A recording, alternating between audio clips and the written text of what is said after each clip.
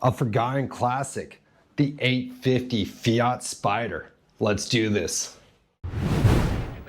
Geneva Motor Show, 1965, introduced the world to a stunning, affordable two-seater Italian open-top roadster, the Fiat 850 Spider. By the mid-1950s and into the 1960s, the Volkswagen Carmagia dominated the market for affordable, stylish European race cars. Along British titans like the Triumph Spitfire and the TR2, these lightweight foreign imports left Italy in desperate need of a counter-strategy. Necessity is the mother of invention, sparking off the 850 project. Fiat decided to strip the mechanical underpinnings from their humble 850 family sedan and outsource the bodywork styling to the legendary Italian coach builder Bertone. The design task fell on a brilliant 26-year-old prodigy named Giorgio Giorgetto.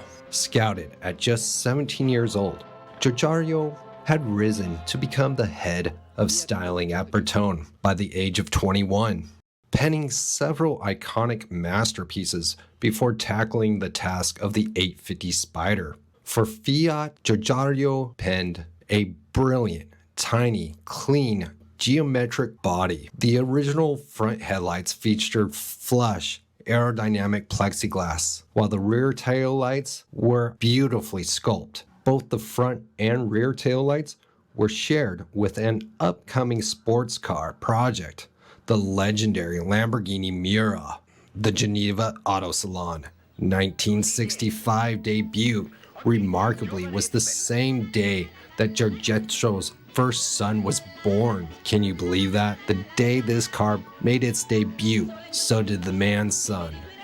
Because Fiat was worried about its brand reputation regarding long-term reliability in the United States, the car was cleverly marketed and distributed in America heavily, highlighting its coach-building origins.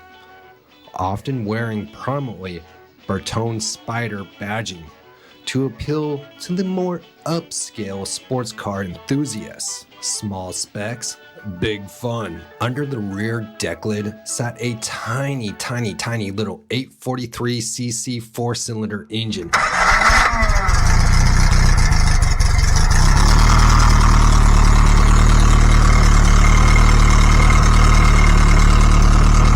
Producing a diminutive 49 horsepower. That's not many ponies. However, because the car tipped the scales at a featherweight 1,400 pounds, it was incredibly agile and engaging to drive. It also featured a fascinating engineering oddity, a counterclockwise, reverse rotating engine orientation. The 850 easily beat the competition on price and value. By 1971, the updated Fiat 850 Spider Sport costs roughly around $2,294 in America, about $18,400 in today's dollars, making it hundreds of dollars cheaper, significantly lighter, and more uniquely styled than both the VW Carmagia and the Triumph Spitfire, at least in my humble opinion. The 1968 refresh Sport Spider. In 1968, Fiat upgraded the model to the Sport Spider, swapping in a large 903cc engine.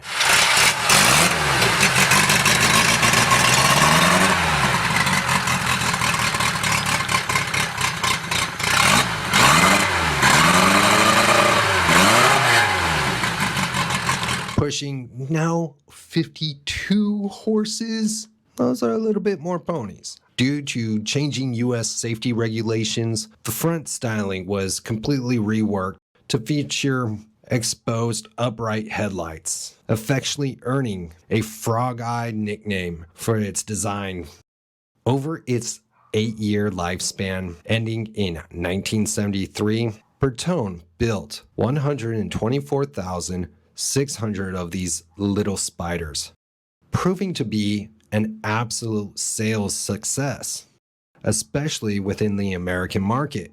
Giugiaro left Bertone shortly after the car launched, paving the way for another design titan, Marcello Gandini. Giugiaro eventually went on to form Italdesign Design, where he shaped automotive legends like the VW Golf MK1, the Lotus Esprit, and even the DeLorean DMC-12. Production of the 850 Spider wrapped up in 1973. Driven into retirement by tightening federal emission laws and the impending global fuel crisis. Not good times. Its successor, the wedge-shaped Fiat 19, moved to a completely different mid-engine packaging philosophy.